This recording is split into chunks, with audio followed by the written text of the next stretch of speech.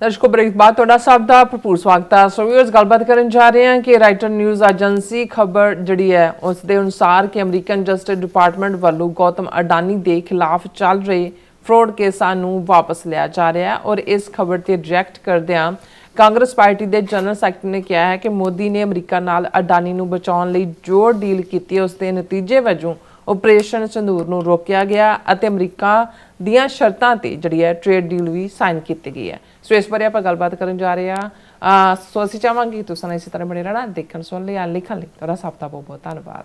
जी doctor साहब की कहना चाहोगे? हालांकि जिहड़ी खबर हुण असीं डिस्कस करन जा रहे हैं इहदियां बहुत डिटेल्स तां नहीं आई हैं, लेकिन जिहड़ी न्यूज़ एजेंसी का सोर्स है वो बहुत क्रेडिबल है। रॉयटर जदों असीं दुनिया च प्रिंट मीडिया के हवाले नाल गल करते हैं, AP associated press, Reuter, AFP agency French press या BBC इन्हां नूं बहुत क्रेडिबल सोर्स मन्निया जाता है। अच्छा।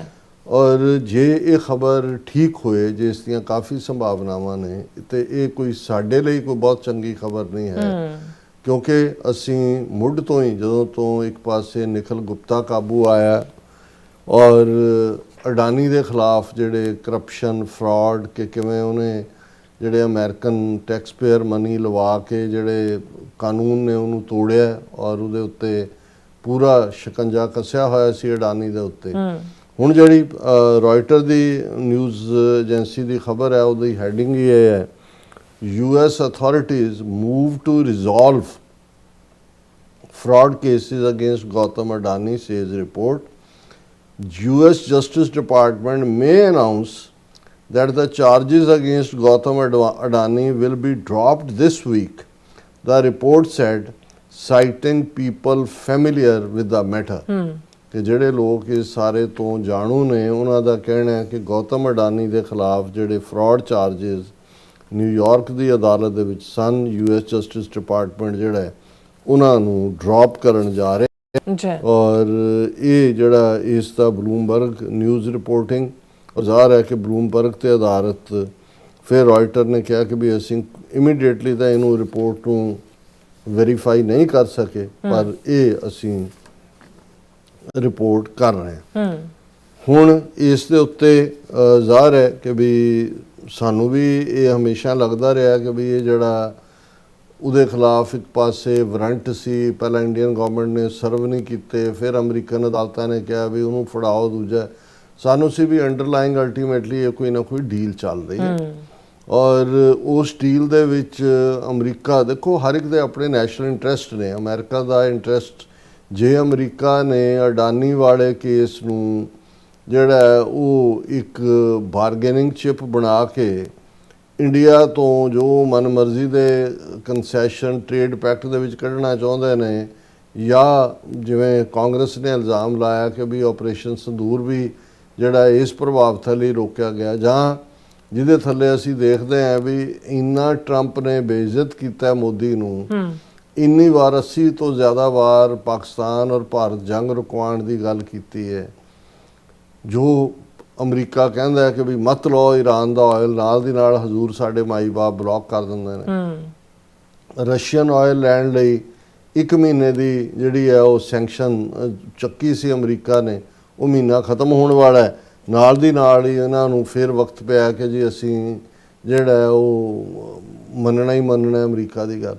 हुण जिहड़ी गल मैं समझदा कि भी ये जिहड़ी डील का हिस्सा होएगा, कांग्रेस ने इस दे उत्ते सवाल चुक्या।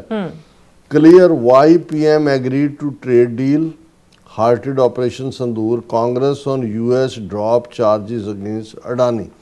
हुण ये जड़ा कांग्रेस का जनरल सैकटरी है मिस्टर जयराम रमेश, उन्होंने इस दे उत्ते जो कहा कोट अनकोट, उन्होंने कहा कि भाई it is now clear why the Prime Minister agreed to hopelessly one-sided Indo-US trade deal, and that was really a steal by the US, and it is also clear why he abruptly halted Operation Sandoor on May 10, 2025, acting on President Trump's threats and rather than on our national interest।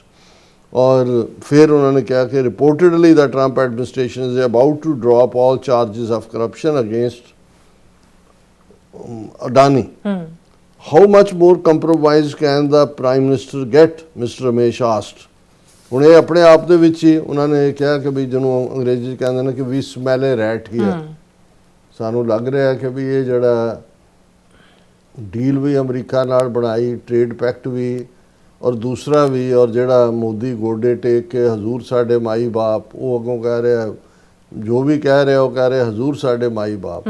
ਹੁਣ ਜਦੋਂ ਤੱਕ detail ਨਹੀਂ ਆਉਂਦੀ ਅਸੀਂ ਇਸ ਦੇ ਉੱਤੇ ਕੁਝ ਨਹੀਂ ਕਹਿ ਸਕਦੇ, ਪਰ ਇਸ ਗੱਲ ਲਈ ਸਾਨੂੰ ਵੀ ਤਿਆਰ ਰਹਿਣਾ ਚਾਹੀਦਾ ਹੈ ਕਿ ਜੇ ਸਾਰੇ ਦੇ ਵਿੱਚ Nikhil Gupta case, transnational repression, Vikas Yadav ਜਿਹੜਾ ਮਾਰਕਡ ਬੰਦਾ ਹੈ ਜਿਹਦੀ ਐਕਸਟ੍ਰੈਡੀਸ਼ਨ ਹੁਣ ਤੱਕ ਮੰਗੀ ਜਾਣੀ ਚਾਹੀਦੀ ਸੀ, ਜਿਹੜੀ ਨਹੀਂ ਮੰਗੀ ਗਈ, ਸੋ ਜਦੋਂ ਡੀਲਸ ਹੁੰਦੀਆਂ ਨੇ ਉਹਦੇ 'ਚ ਫਿਰ ਬਹੁਤ ਕੁਝ ਦੀ ਸੌਦੇਬਾਜ਼ੀ ਹੁੰਦੀ ਹੈ। ਇਸ ਗੱਲ ਨੂੰ ਮੈਂ ਇੱਥੇ ਹੀ ਠੱਪ ਕਰ ਦਿੰਦਾ। ਜੀ ਡਾਕਟਰ ਸਾਹਿਬ, ਤੁਹਾਡਾ ਬਹੁਤ ਬਹੁਤ ਧੰਨਵਾਦ। ਸਾਥ ਲੈਣ ਬ੍ਰੇਕ। ਵਿਊਅਰਸ, ਤੁਸੀਂ ਕਿਤੇ ਨਹੀਂ ਜਾਣਾ, ਮਿਲਦੇ ਆ ਆਫਟਰ ਦਿਸ ਸ਼ਾਰਟ ਬ੍ਰੇਕ।